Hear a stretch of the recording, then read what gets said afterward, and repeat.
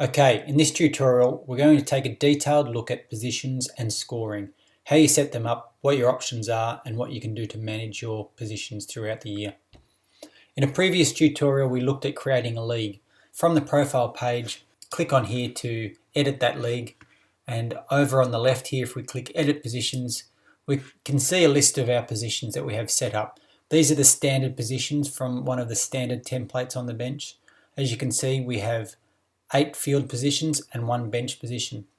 But for the most part, a field position scores and a bench position will replace a field position if a field position player does not play. Pretty simple. Alright, as a league administrator, you have complete control to be able to create, delete and edit any of the positions on the field. Now, if we have a look at this link over here, this gives you a view of what the field layout graphic will look like throughout the year. This is the graphic in the coach's box where a coach is able to pick their team. Now, as the league administrator, you have access to be able to move and set the positions of the field. This is just the standard view. If, for example, you wanted to move things around, let's say we wanted to put all our forwards in the forward line, that would make quite a bit of sense. All the midfield in the midfield, simple as that.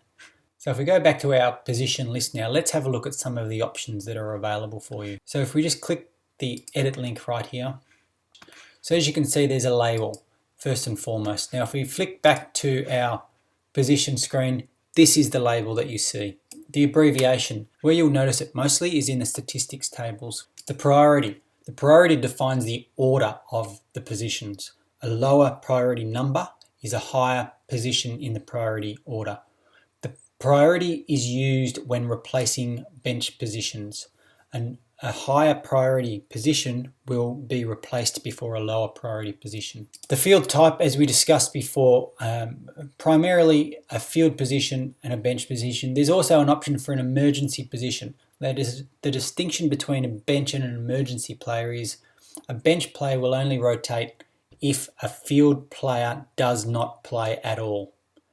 The emergency player will rotate with the field player only if the field player has a lower score than the emergency player. So, slight distinction.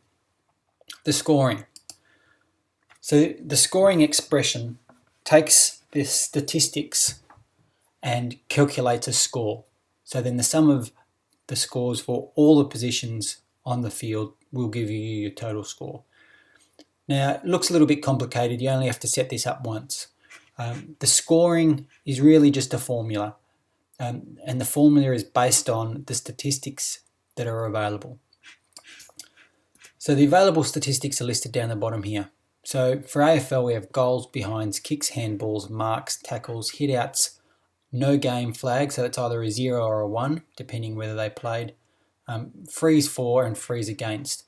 Now you can build up your scoring expression as you like. Just to help you along, you can click on any of these just to drag in that statistic token. So there you go. So let's say we want to create a score where a player gets 6 points for a goal. They would get 1 point for a behind. And let's say, for example, we want to give them 2 points for a kick, so that's 2 times kicks, plus, let's say we give them 1 point for a handball, so that's 1 times handball, and obviously you don't need the 1 times, it doesn't add a lot of value. That's your scoring expression. You're free to do any combination of pluses and minuses and divides and multiplication. Have a go at it.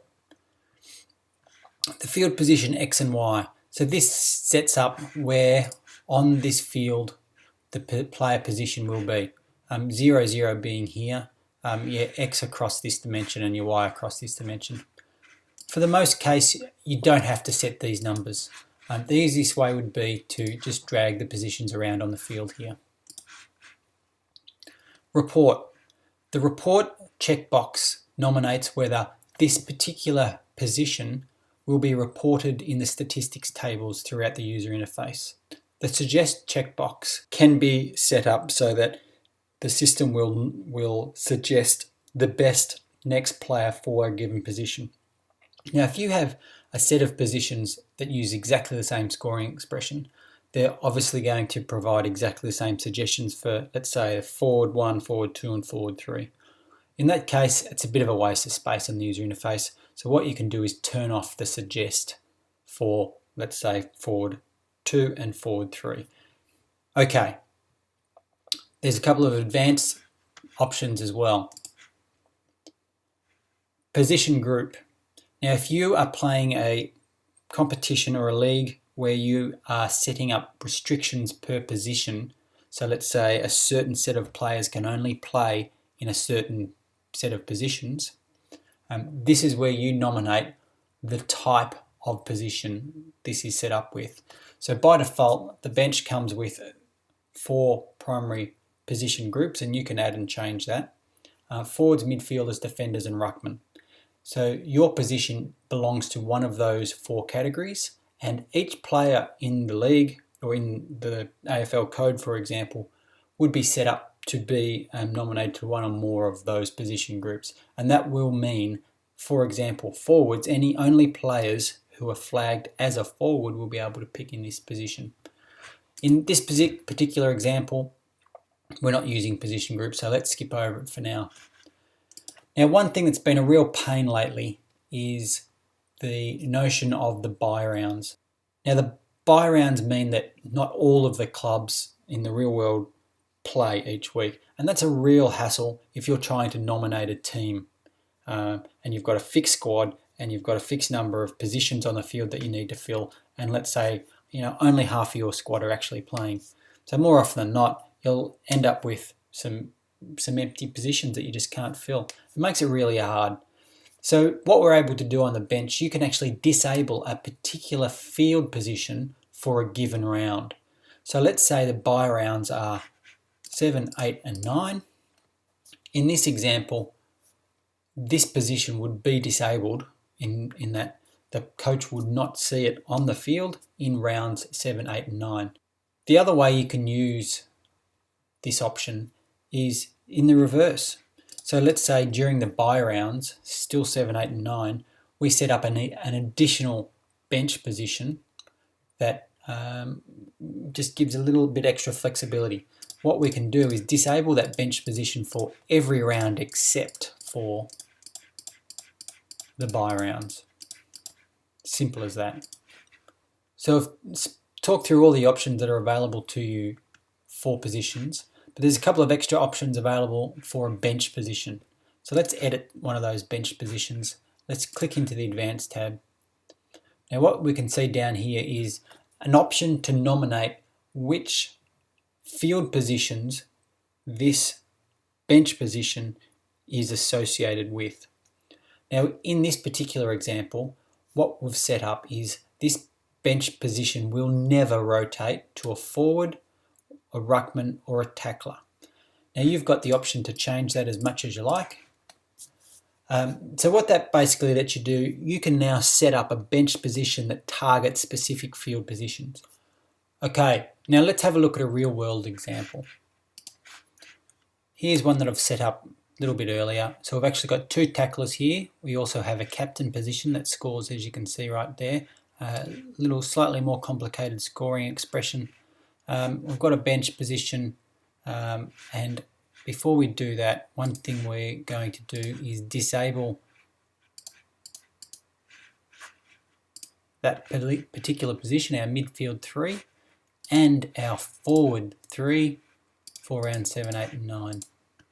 Okay, that's done. So if we have a look at the coaches box now, this is what a coach will see throughout the season. So as you can see, there's all our positions right there. What we can also notice is if we go to round 7, round 8, and round 9, those 2 positions that we nominated, midfield 3 and forward 2, are disabled. They actually disappear from the screen, so the coach doesn't need to choose a player to play in those positions during those rounds. Okay, let's go back now for a moment to have a look at some of our other options. So we've selected to report and suggest for forward 1, but for forward 2, we have not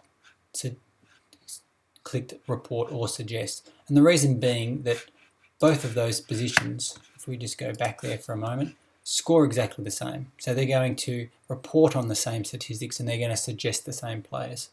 So if we go back to our coaches box, we drop this down to view some stats for a given position. You can see there that we're only reporting on forward 1, we're not reporting on forward 2. We've done a similar thing for midfield 1, we're only reporting on midfield 1. Now if we go up to our players tab, you can see here we're only suggesting for forward 1, for midfield 1, for ruckman, tackler and captain, because that's all we've nominated with that report and that suggest for field. Alright, so that's our positions. So as I said, you can add, you can delete positions, simple as that. Off you go. So I hope that gave you a good view of how to set up your positions and what some of the options are available to you. If there's any questions, contact us on Facebook or send us an email in the Contact Us form on the site. Thanks for listening. Bye.